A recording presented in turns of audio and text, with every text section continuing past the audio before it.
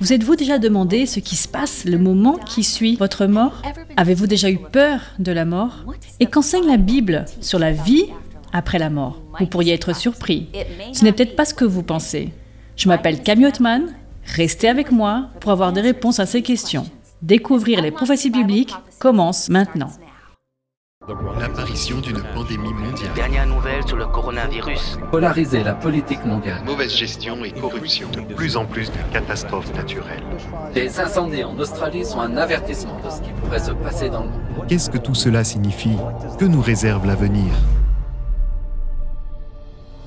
Rejoignez la présentatrice internationale Camille Ottman en quête de réponses à la découverte des prophéties bibliques. Au cours de ses voyages à travers le monde, elle a été en contact avec les difficultés de la vie réelle. Et pourtant, malgré tout, elle a toujours trouvé des miracles d'espoir. Suivez Camille Ottman dans Découvrir les prophéties bibliques, où elle explique la manière dont les prophéties bibliques sont en train de se réaliser et de plus en plus vite.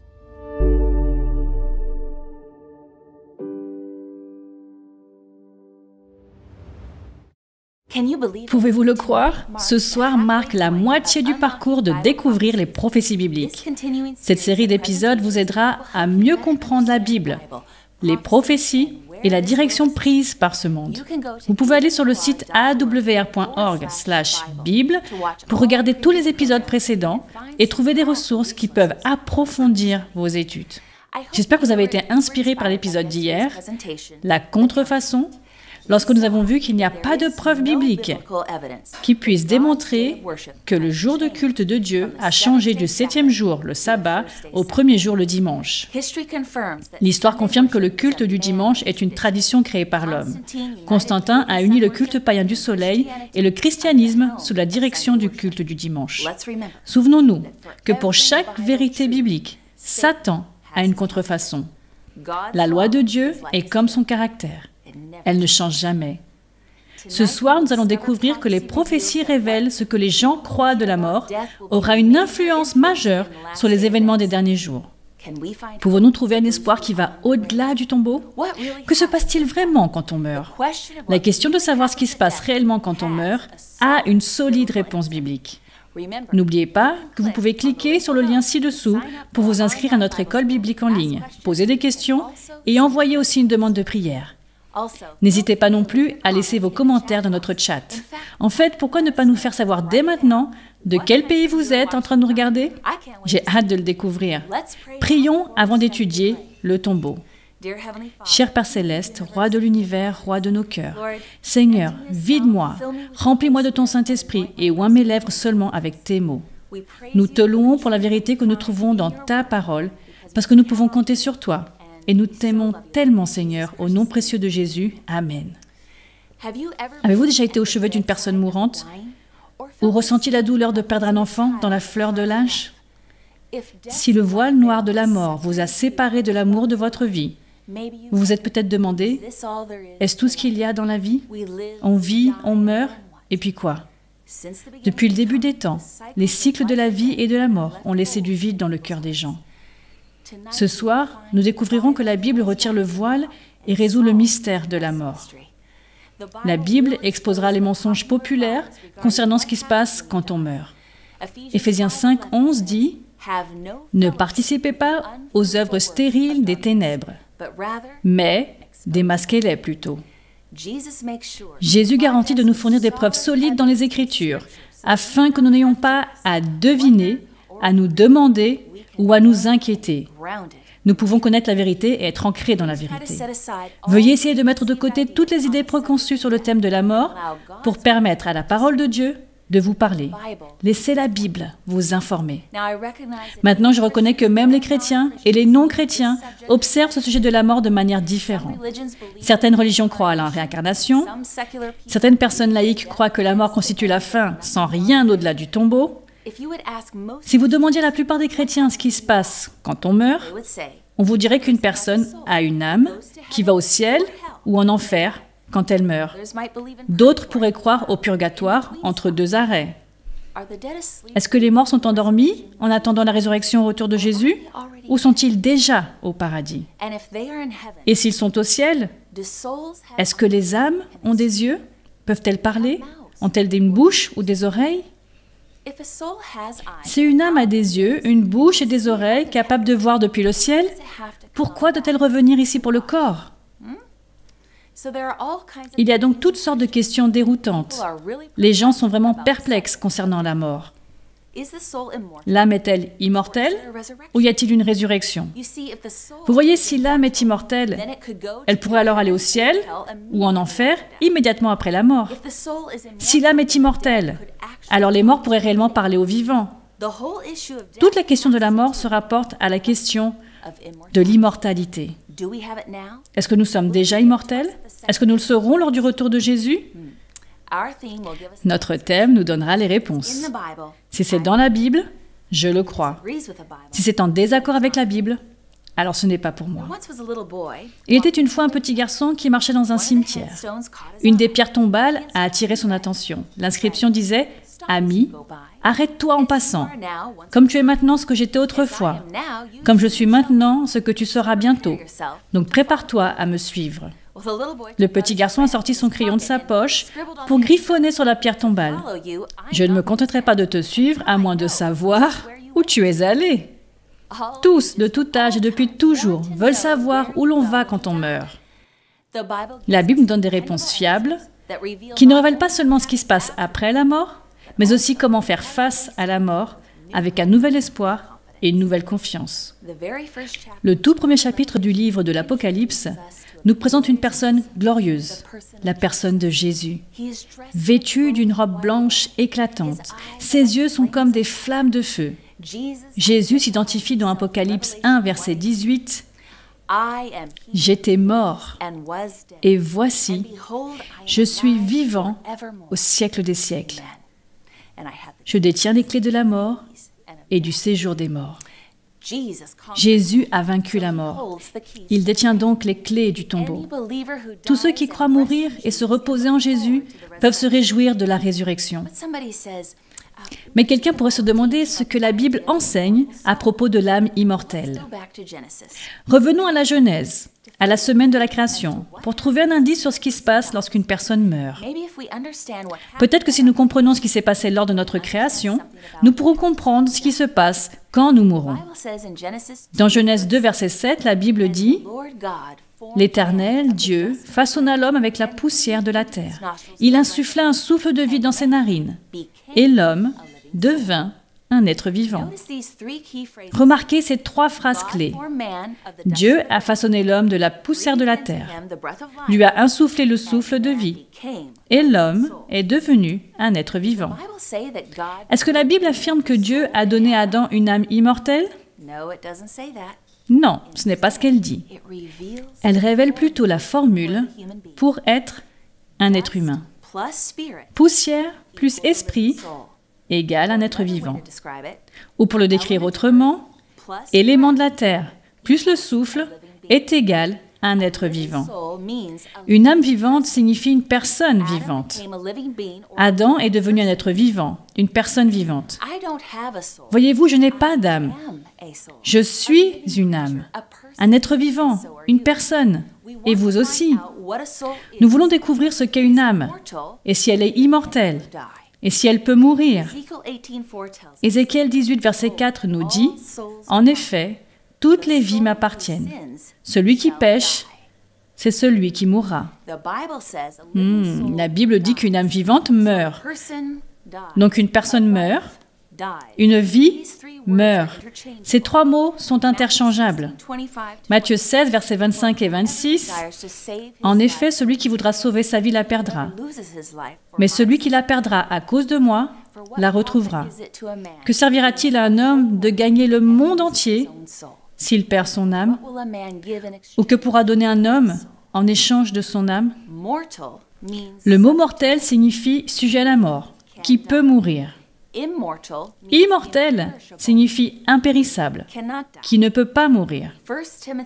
1 Timothée 1, verset 17 dit « Au roi des siècles, au Dieu immortel, invisible et seul sage, soit honneur et gloire au siècle des siècles. Amen. » Seul le roi de l'univers est immortel. Nous, les croyants qui vivons et mourrons sur terre, nous recevrons l'immortalité seulement au retour de Jésus. 1 Timothée 6, 15 et 16. Le bienheureux et seul souverain, le roi des rois et le seigneur des seigneurs. Il est le seul à posséder l'immortalité, lui qui habite une lumière inaccessible. Une fois de plus, la vérité est répétée. Dieu seul possède l'immortalité. Voyez-vous, la philosophie grecque païenne enseignait que l'âme est immortelle. C'est un enseignement créé par l'homme, affirmant que l'âme pouvait vivre séparément du corps, ayant en quelque sorte une vie qui lui est propre. La Bible enseigne que les êtres humains sont une unité intégrée, physique, mentale et spirituelle. Ces éléments sont indissociables. Il faut les trois parties pour faire une personne entière. Considérant que le spiritisme et les philosophies du New Age enseignent que l'âme est immortelle, ces enseignements, créés par l'homme, séparent l'âme d'une personne à sa mort, comme s'il s'agissait de deux identités distinctes. Le spiritualisme enseigne que lorsqu'on meurt, il y a cette essence qui flotte jusqu'au ciel et qui nous permet de revenir et de communiquer avec les vivants. Mes amis, voyez-vous et comprenez-vous pourquoi cette idée est-elle si macabre? Le diable peut utiliser ses fausses idées sur la mort pour nous tromper. Et il le fait. Lisez ce que dit la Bible dans 1 Corinthiens 15, 51 et 52. « Voici, je vous dis un mystère. Nous ne mourrons pas tous, mais nous tous nous serons transformés en un instant, en un clin d'œil, au son de la dernière trompette. La trompette sonnera, alors les morts ressusciteront, incorruptibles, ce qui signifie indestructibles. Et nous serons transformés. Lorsque Dieu a créé Adam, il a placé son souffle en lui, pas une âme immortelle. Genèse 2, verset 7, « L'Éternel Dieu façonna l'homme avec la poussière de la terre. Il insuffla un souffle de vie dans ses narines, et l'homme devint un être vivant. » Pensez-y, la mort et la création à l'envers. Que se passe-t-il alors lorsqu'une personne meurt? Qu'est-ce qui revient à Dieu? Est-ce un mystère? La réponse se trouve dans la Bible, comme toujours. Ecclésiaste 12, verset 7 dit « Avant que la poussière ne retourne à la terre comme elle y était, et que l'esprit ne retourne à Dieu, celui qui l'a donné. » Ok, donc le corps retourne à la poussière, mais l'esprit qui revient à Dieu n'est pas une chose consciente. C'est le souffle ou la puissance de Dieu qui retourne à Dieu. Dieu a préservé l'identité de cette personne dans son esprit. Le mot hébreu de l'Ancien Testament pour esprit est ruach, qui signifie souffle. L'esprit et le souffle sont donc la même chose. L'esprit et l'âme sont différents. Dieu forme l'homme à partir de la poussière de la terre. C'est son corps. Dieu insuffle à l'homme son ruach, le mot hébreu pour l'esprit ou le souffle, et l'homme devient alors un être vivant. Lorsqu'une personne meurt, son corps retourne à la poussière. L'esprit ou le souffle de la vie, la puissance de la vie, retourne à Dieu. Job 27, verset 3, nous montre que le souffle et l'esprit sont les mêmes. Aussi longtemps que je respirerai, que le souffle de Dieu passera dans mes narines. L'Esprit de Dieu est donc évidemment le souffle, et non des fantômes spirituels qui sortent de notre nez. Je vais illustrer ce concept avec une ampoule. Disons que je veux éclairer cette pièce. J'ai besoin de cette ampoule, mais j'ai besoin de plus qu'une simple ampoule. Faisons en sorte que cette ampoule représente le corps d'une personne. Pour avoir de l'éclairage ou de la lumière, j'ai besoin d'alimenter cette ampoule. Cette ampoule ne peut pas me donner de la lumière toute seule. J'ai besoin d'une source d'énergie. Ainsi, la puissance, l'étincelle de vie représente le souffle de Dieu. Le courant passe par le cordon dans l'ampoule, ce qui produit de la lumière. Tout comme le souffle de Dieu, qui en entrant dans le corps d'Adam, produit la vie. Que se passe-t-il alors lorsqu'on débranche la lumière? Le pouvoir disparaît. Ainsi, lorsque nous cessons de respirer et que notre cœur arrête de battre, nous mourrons, et notre souffle ou notre étincelle de vie retourne à Dieu. Comme Job nous l'a dit, le souffle n'est pas égal à l'âme. Le souffle correspond à la vie. Y a-t-il une conscience dans la mort? Psaume 146, verset 4 dit « Leur souffle s'en va, ils retournent à la terre, et leurs projets meurent avec eux. » Ecclésiaste 9, 5 et 6 « Les vivants, en effet, savent qu'ils mourront, tandis que les morts ne savent plus rien. Et ils n'ont même plus de récompense à attendre, puisque leur souvenir est oublié. Même leur amour, leur haine et leur zèle ont déjà disparu. Ils ne prendront plus jamais aucune part à tout ce qui se fait sous le soleil. » Que dit ce texte? Les morts ne savent rien. Pourquoi cela?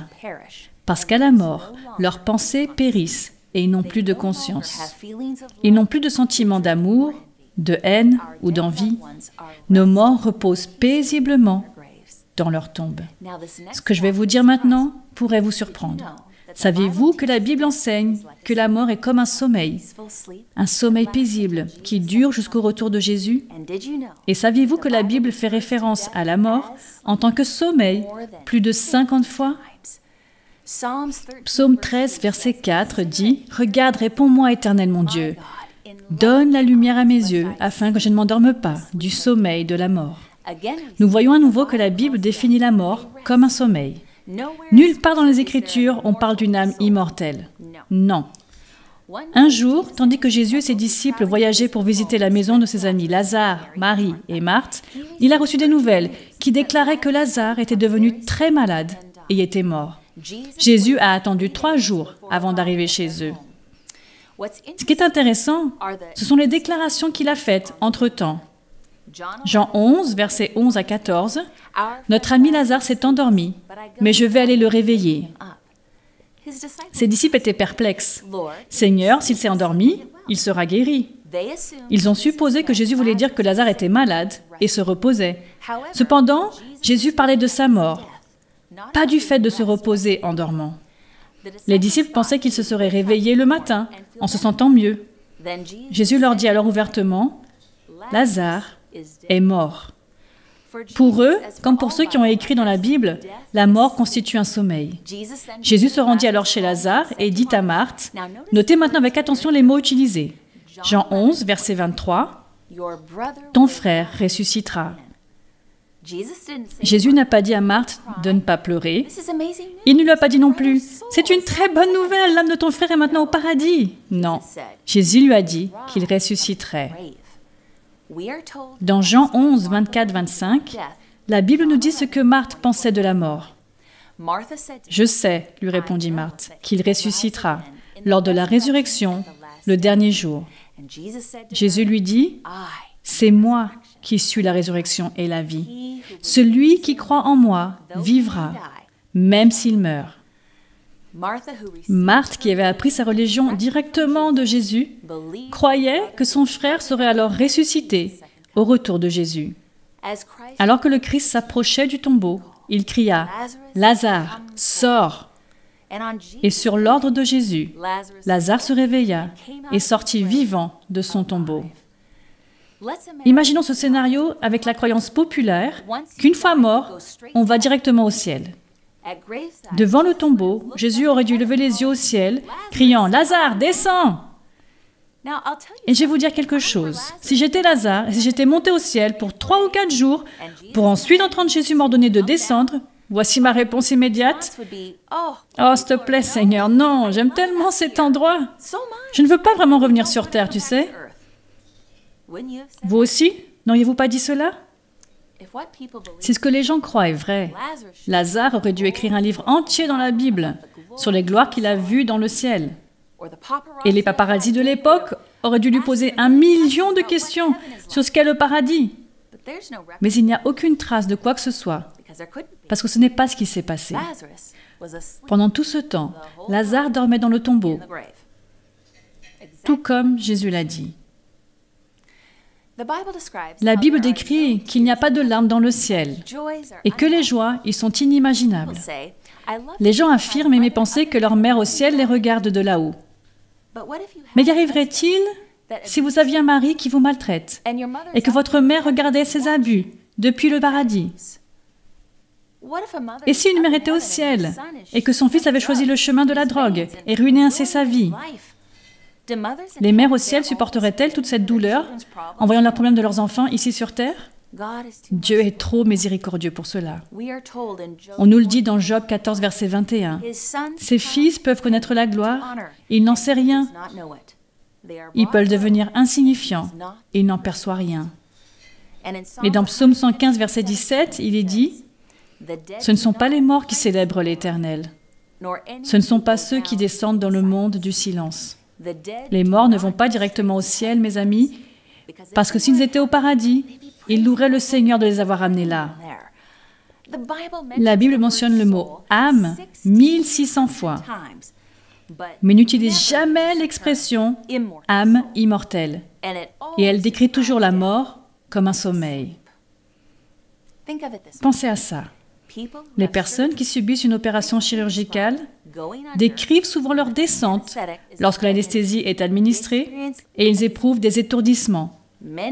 De nombreuses heures peuvent s'écouler avant que le patient ne se réveille. Il se réveille parfois dans le brouillard ou en ressentant de la douleur et se demande ce qui vient de se passer. Il reconnaît ensuite qu'il est dans la salle de réveil. Comme son esprit s'éclaircit, il réalise le temps qui s'est écoulé entre le vertige et la douleur. Même si la douleur semblait venir juste après le vertige, la personne était endormie et inconsciente pendant que le temps passait. Cela démontre ce qui se passe avec la mort. En effet, les gens ne se rendront pas compte qu'ils sont morts. L'instant d'après, en tant que conscients, Jésus sera venu dans les nuages.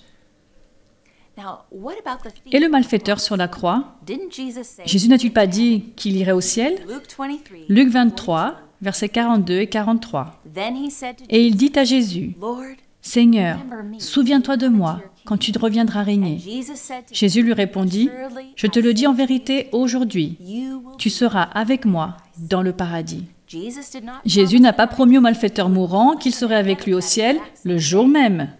Non, Jésus lui-même n'est pas allé au paradis ce jour-là.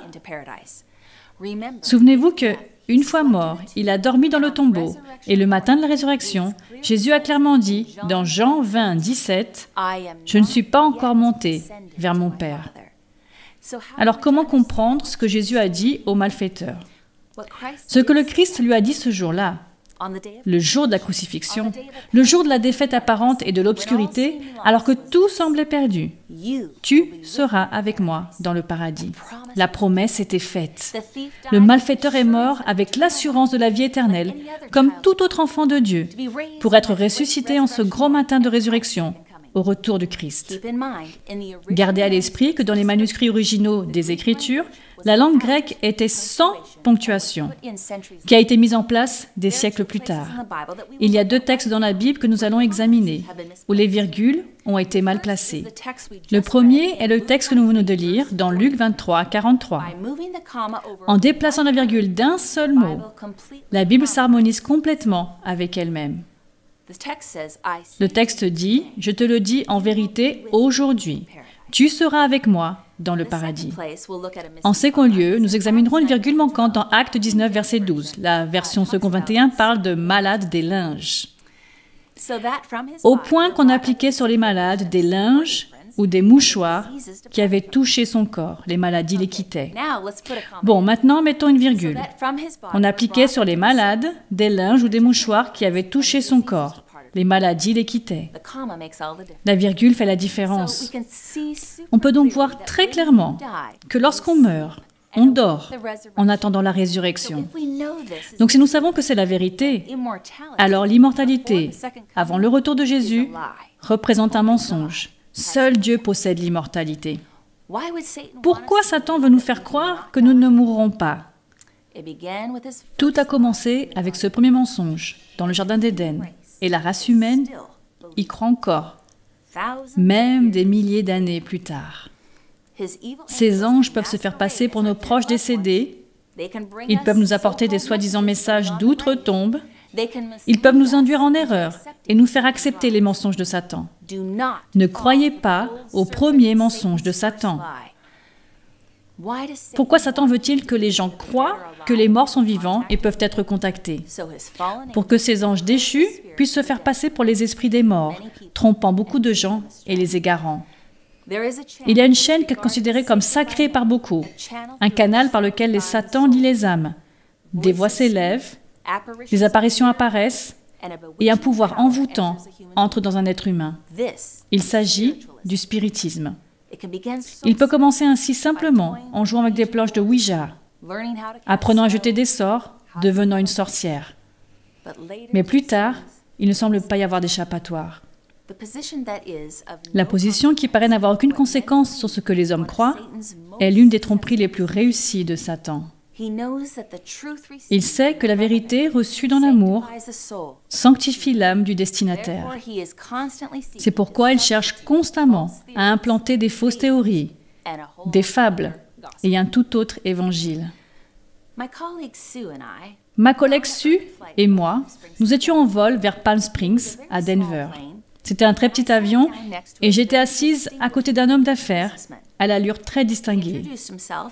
Il s'est présenté sous le nom de Nick, avec un charmant accent anglais. Il m'a raconté qu'il s'était rendu en avion à l'une de ses maisons, dans le Colorado, dans une station de ski très populaire. Après quelques plaisanteries, je lui ai simplement dit « Dieu vous a béni ». Wow. Il a rétorqué « Non, la déesse m'a béni », tandis que son corps tout entier grimaçait. Ensuite, on a eu une conversation amicale, mais franche, de 2 heures. J'ai tout de suite su qu'il fallait prier mon Père Céleste pour trouver les bonnes paroles. Dieu m'aide toujours. Nick avait consacré sa vie au culte des déesses depuis un très jeune âge. Il me l'a dit sans détour. Les chrétiens sont l'ennemi, ce qui fait de toi mon ennemi. Nous sommes dans des camps opposés, car je suis un soldat de la déesse. Je me suis tournée vers lui et je lui ai dit, « Eh bien moi, je suis un soldat du seul Dieu Tout-Puissant. » Et il y a eu une impasse pendant un moment. J'ai dit, « Nick, tu n'es pas mon ennemi. C'est Satan mon ennemi. La Bible nous dit qui gagnera cette guerre. » Mon ami Sue n'avait que 2 rangs de distance et avait entendu des bribes de notre conversation parce qu'il était très tôt le matin et que l'avion était silencieux, à l'exception de Nick et moi. Et elle a commencé à prier. Nick a continué à partager son histoire. « Je me suis entraîné toute ma vie pour anéantir les chrétiens. Cela se produira bientôt. Il y a des années, la déesse m'a donné des instructions étape par étape, sur la construction de mon entreprise de logiciels pour ce combat. Elle m'a rendu très riche et accompli. Elle va bientôt émerger et se lever de la terre. » Il a poursuivi en disant, « Depuis que je me suis donné à elle dans mon enfance, je n'ai pas eu d'autre choix que de suivre ses instructions. » Nick et moi avons ensuite discuté du libre arbitre, de ce qui se passe à la mort, de la vérité derrière les apparitions et de la décision de Satan. Des informations similaires dont nous sommes en train de discuter ensemble ce soir. Je partageais ma vision d'un Dieu personnel, puissant et aimant, qui me protège et qui pourvoit mes besoins, alors qu'il m'a confié qu'il croyait que Dieu était un tourmenteur férocement cruel. Il a partagé de nombreux morceaux de sa vie avec moi, y compris la façon dont les membres de sa famille décédés semblaient lui parler, ainsi que 3 apparitions supplémentaires qu'il appelait démons, qui le tourmentent souvent. J'ai partagé à partir de la Bible comment les morts ne font rien, comment les anges maléfiques se font passer pour des personnes et en harcèlent d'autres. J'ai informé Nick que seul Dieu pouvait le débarrasser de ces démons. Je t'implore de tomber à genoux, de demander à Dieu de te prouver sa valeur, parce qu'il le fera.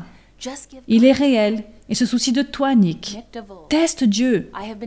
Nick m'avait dit, je me suis entraîné toute ma vie pour anéantir les chrétiens. Cela se produira bientôt. La déesse va bientôt émerger et se lever de la terre. Je lui ai répondu, oui, je crois que les prophéties bibliques nous disent que certains de ceux qui défendent la vérité biblique seront persécutés avant le retour de Jésus.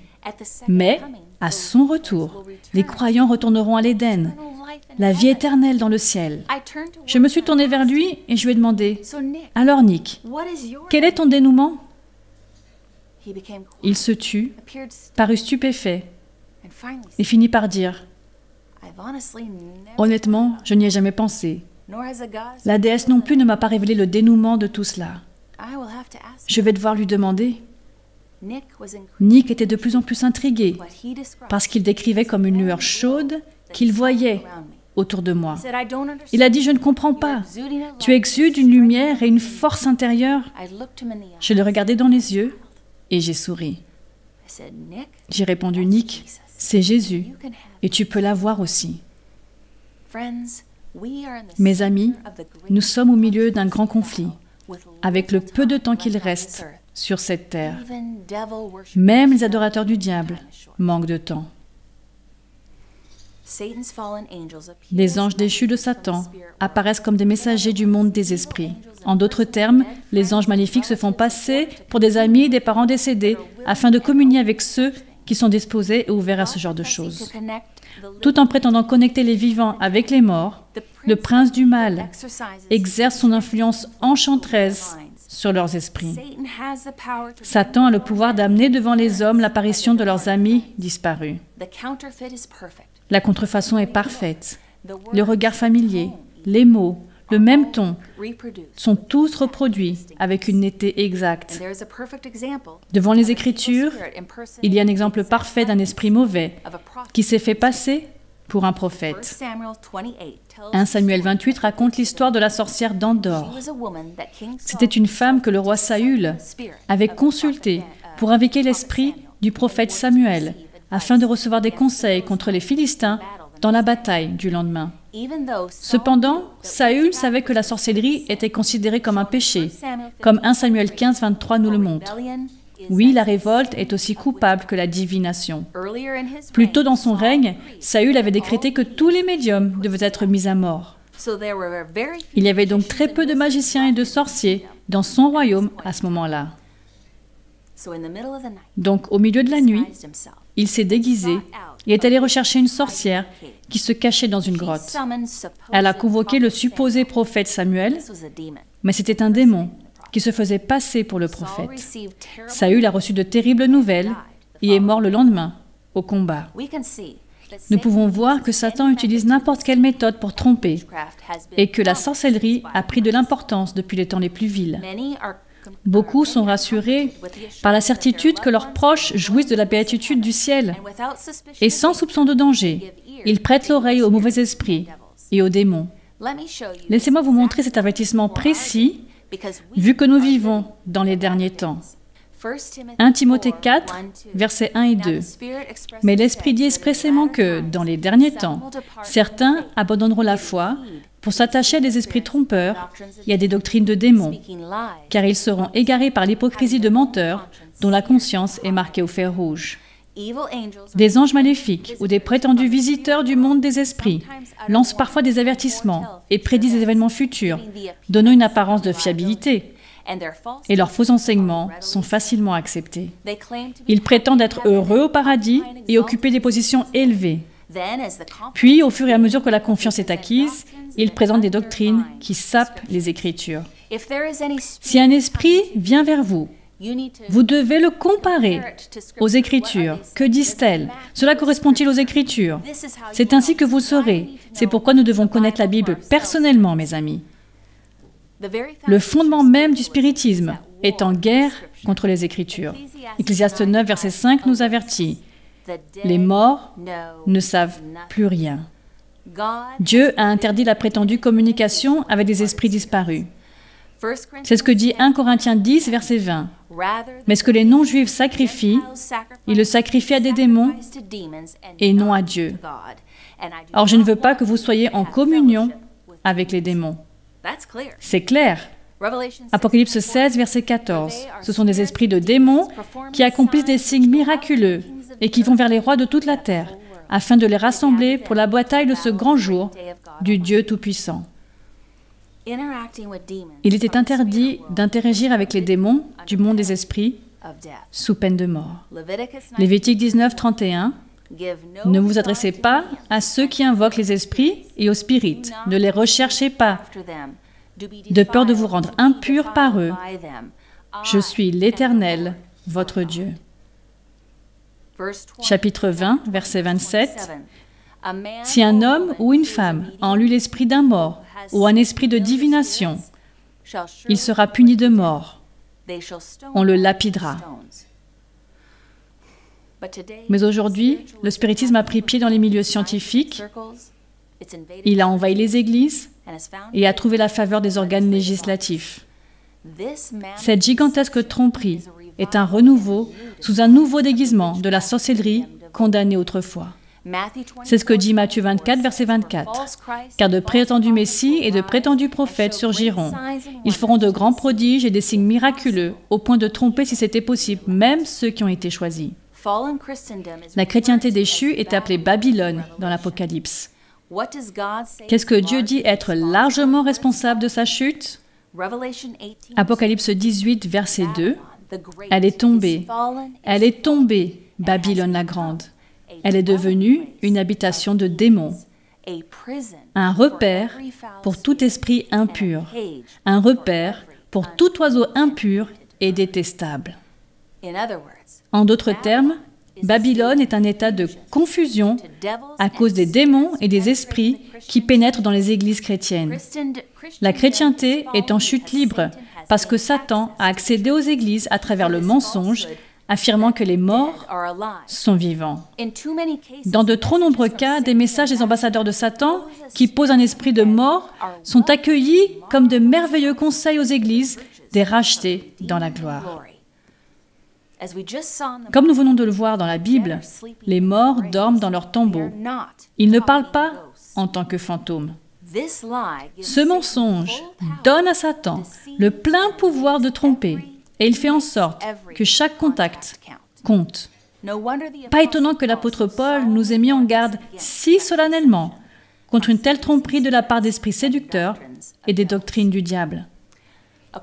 Selon Apocalypse, ces mêmes anges maléfiques se faisaient passer pour des esprits de mort et ils ont approché les rois et les dirigeants de la terre. Pourquoi ont-ils fait cela? Apocalypse 18, verset 23. « Toutes les nations ont été égarées par ta sorcellerie. » Ces anges prétendent être, laisse-moi le dire, ces anges maléfiques, prétendant être les esprits des morts, seront les pouvoirs qui influenceront les dirigeants des nations du monde, les conduisant à la bataille finale d'Armageddon, qui se terminera par leur destruction totale. Apocalypse 16, 14 dit « Afin de les rassembler pour la bataille de ce grand jour du Dieu Tout-Puissant. » Tragiquement, les dirigeants de nombreuses nations d'aujourd'hui consultent ceux qui prétendent recevoir des messages de la part des morts avant de prendre une décision sur une question importante. Pas étonnant que la planète soit dans une telle tourmente. Les décideurs du monde entier permettent à Satan de les gouverner. Ésaïe 8, 19 et 20. Si l'on vous dit, consultez ceux qui invoquent les esprits et les spirites, ceux qui chuchotent et murmurent. Un peuple ne consultera-t-il pas ses dieux? Ne consultera-t-il pas les morts en faveur des vivants? Répondez, il faut revenir à la loi et au témoignage. Si l'on ne parle pas de cette manière, il n'y aura pas d'aurore pour ce peuple. Les Écritures affirment clairement que nous devons refuser d'écouter ceux qui prétendent parler au nom des morts, obtenant au contraire nos informations à partir de la seule parole de Dieu. Des messages censés provenir de proches décédés n'arrivent jamais de vos proches décédés, mais plutôt de Satan. Une pensée qui donne à réfléchir. L'Apocalypse dit que ceux qui obéissent à Dieu entreront dans son royaume. Qui parmi nous sera exclu? Dans Apocalypse 22, 15, un texte fort, mais nous devons examiner ce qu'il dit. Dieu nous donne ici un avertissement, un guide. Dehors. Donc il y a des personnes à l'extérieur de la Nouvelle Jérusalem. On parle ici de la nouvelle ville sainte dans la nouvelle terre. Ok? Dehors, les chiens, les sorciers, ceux qui vivent dans l'immoralité sexuelle, les meurtriers, les idolâtres et tous ceux qui aiment et pratiquent le mensonge. Ceux qui consultent les morts seront exclus du paradis, mes amis. Au temps de Moïse, Dieu a ordonné qu'ils soient lapidés à mort. Lévitique 20, 27, « Si un homme ou une femme a en lui l'esprit d'un mort ou un esprit de divination, il sera puni de mort. » La sorcellerie qui prétend contacter les morts est appelée dans la Bible l'une des œuvres de la nature humaine pour laquelle les gens seront exclus du royaume de Dieu. Jésus nous en parle dans Galates 5, 19 à 21. Les œuvres de la nature humaine sont évidentes. Ce sont l'adultère, l'immoralité sexuelle, l'impureté, la débauche, l'idolâtrie, la magie, les haines, les querelles, les jalousies, les colères, les rivalités, les divisions, les sectes, l'envie, les meurtres, l'ivrognerie, les excès de table et les choses semblables. Je vous préviens, comme je l'ai déjà fait, ceux qui ont un tel comportement n'hériteront pas du royaume de Dieu. Mes amis, je partage tout cela avec vous parce que nous voulons savoir comment nous pouvons aller au paradis. Et nous ne voulons pas pratiquer ces choses vu que Dieu affirme très clairement que nous serons exclus du ciel si nous les pratiquons. Voilà pourquoi nous avons besoin de connaître cette liste. Je vous dis donc cela avec un cœur d'amour. Je veux partager tout cela avec vous pour que vous voyez que Dieu est un Dieu qui a des normes et nous ne voulons pas être au paradis avec ceux qui mentent ou autres, qui tuent et tout ça. C'est pourquoi nous avons cette liste. De tous ces versets que nous avons étudiés ce soir, il est indéniable que nous devons rester aussi loin que possible de tout ce qui ressemble de quelque manière à la sorcellerie, peu importe l'innocence de son emballage. Il n'y a pas beaucoup de films, ni d'émissions de télévision ou de livres qui ne glissent plus dans les nuances de la vie après la mort, dépeignant des fantômes, des sorcières, le culte des idoles. Tout contact présumé avec les morts est toujours un contact avec des forces sataniques. Prenez garde, mes amis. Éphésiens 5, 11, « Et ne participez pas aux œuvres stériles des ténèbres, mais démasquez-les plutôt. » Quand Ranja avait 10 ans, elle était possédée par des esprits maléfiques. Ses parents l'ont emmenée chez un sorcier en vendant 10 vaches pour sa guérison, mais rien n'a fonctionné. À 16 ans, elle a réalisé que de nouveaux esprits entraient en elle et qu'ils étaient pires que les premiers. Elle arrivait à les voir et à les entendre, mais personne d'autre n'arrivait à les entendre. À la naissance de son premier enfant, les esprits lui ont demandé de devenir une sorcière. Mais quand elle a refusé, ils ont fait en sorte que son bébé tombe malade et meurt. Désemparée, elle a finalement consenti à faire ce que les esprits voulaient s'ils lui donnaient un autre enfant. Ainsi, 9 mois plus tard, une fille est née. Au cours des années suivantes, elle est devenue une sorcière très puissante. Elle n'avait aucun contrôle sur sa propre vie, ne faisant que ce que les esprits lui disaient de faire. Grâce à la puissante médecine qu'elle préparait, de nombreuses personnes ont été guéries et des miracles ont été accomplis. Elle avait le pouvoir de rendre les armes et les balles inutiles. Elle était devenue un membre précieux de sa communauté, très riche grâce à tout cela. Un jour, 27 hommes armés sont venus chez elle et ont essayé de la blesser avec leurs armes. Mais ils étaient impuissants devant elle. Elle avait même le pouvoir de fermer la bouche des crocodiles. Quand un autre ensemble d'esprits l'a possédée, ils l'ont amenée au fond d'une rivière où elle a communiqué avec eux pendant plusieurs jours, ne remontant même pas à la surface pour respirer.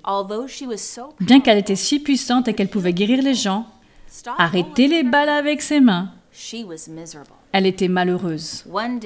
Un jour, Ranja a rencontré 2 jeunes qui lui ont dit qu'ils adoraient le seul Dieu Tout-Puissant. Intriguée par cela, Ranja est allée à l'église avec eux la semaine suivante. Elle continuait à être malheureuse, souvent malade à cause de la punition des esprits.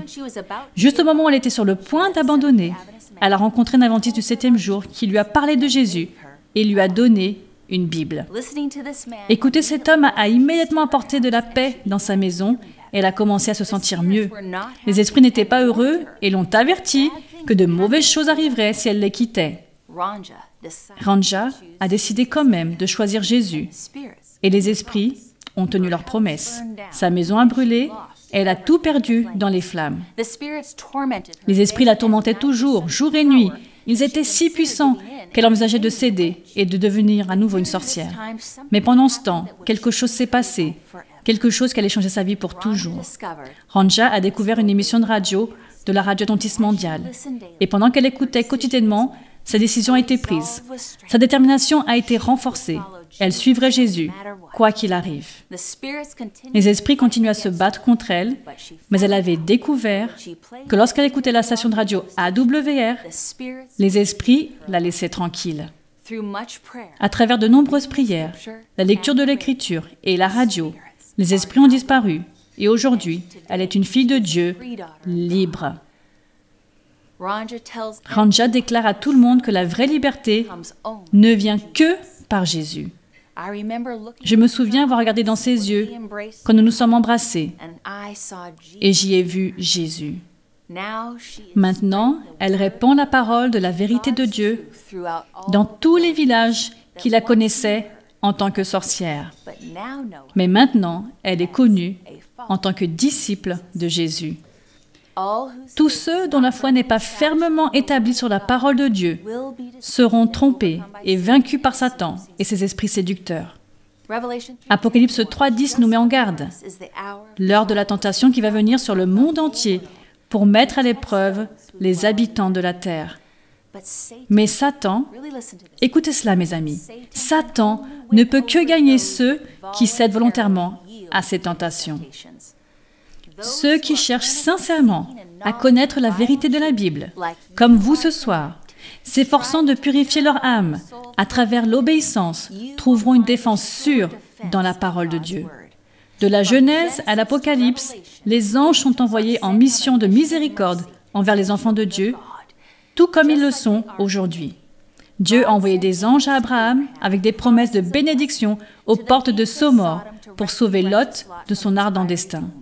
Des anges ont été envoyés à Élie alors qu'il était sur le point de périr de fatigue et de faim dans le désert, à Élisée avec des chars et des chevaux de feu autour de la petite ville où il avait été enfermé par ses ennemis. Des anges ont été envoyés à Daniel en quête de la sagesse divine à la cour du roi païen et abandonné, en proie au lion, à Pierre qui était condamné à mort dans le donjon d'Hérode, aux prisonniers à Philippe, à Paul et ses compagnons dans la nuit des tempêtes sur la mer pour ouvrir l'esprit de Corneille à recevoir l'Évangile, à envoyer Pierre à un salut de message à l'étranger païen. Ainsi, les saints anges ont été à toutes les époques au service du peuple de Dieu. Jésus préfère envoyer tous ses anges protéger son peuple plutôt que de laisser ne serait-ce qu'une seule personne qui croit en lui arriver à être vaincue par Satan. Avez-vous pris la décision de suivre Jésus ce soir? Il ne vous a jamais oublié. Jésus enverra une armée se battre pour vous. Peu importe où vous êtes, ou ce que vous avez fait, il vous sauvera. Il délivre le captif, il vainc le mal, il défend les faibles et il protège les affaiblis. Il renforce et il soutient. Il garde et il guide. Vous n'êtes pas sans défense. Il est à votre disposition. Il suffit de la lui demander. Prions ensemble. Père Céleste, tu es la lumière et notre salut. Tes méthodes sont toujours les meilleures. Merci de nous dire clairement dans les Écritures que lorsque nous mourons, nous dormons simplement. Seigneur, protège chacun de nous de tout danger, en particulier des enseignements contrefaits. Grâce à toi, nous n'avons jamais besoin d'avoir peur. Que chacun d'entre nous te fasse entièrement confiance. Au nom précieux et puissant de Jésus. Amen. Mes amis, nous aimerions savoir si ce message a été clair pour vous ce soir. Voulez-vous prendre un moment pour cliquer ci-dessous et nous le faire savoir? Cette vérité biblique peut être différente par rapport à tout ce que vous avez toujours cru ou ce que votre Église enseigne. Donc si des questions restent sans réponse, et si vous aimeriez poursuivre l'étude de la Bible, nous avons des experts de la Bible qui sont prêts à vous aider.